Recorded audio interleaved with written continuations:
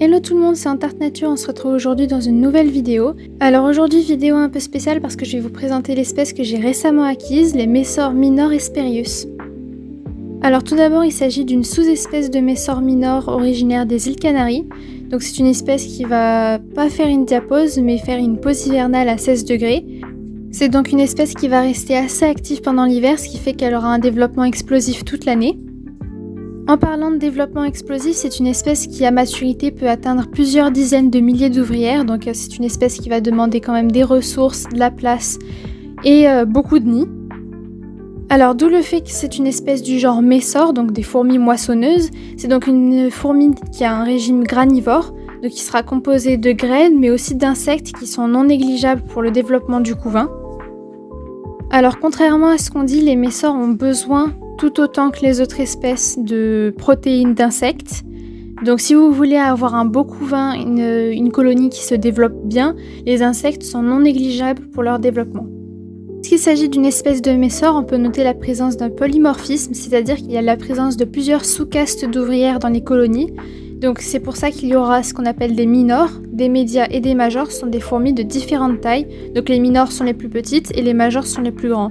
Dans le cas des Messors par exemple, les majors vont servir à protéger la colonie mais surtout à récupérer et à concasser les grosses graines que les minors et les médias ne peuvent pas forcément casser.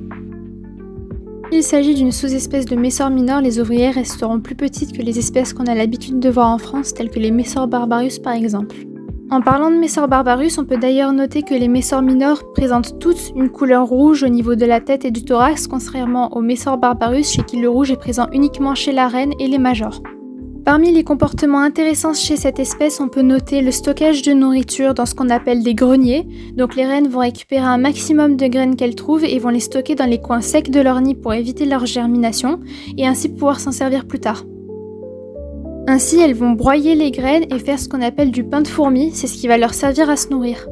D'où l'importance de leur proposer un abreuvoir à eau dans l'aire de chasse pour qu'elles puissent plus facilement faire leur pain de fourmi. Enfin, pour leurs conditions d'élevage, on élève généralement cette fourmi entre 23 et 28 degrés Celsius et à une hygrométrie qui se situera entre 50 et 70%.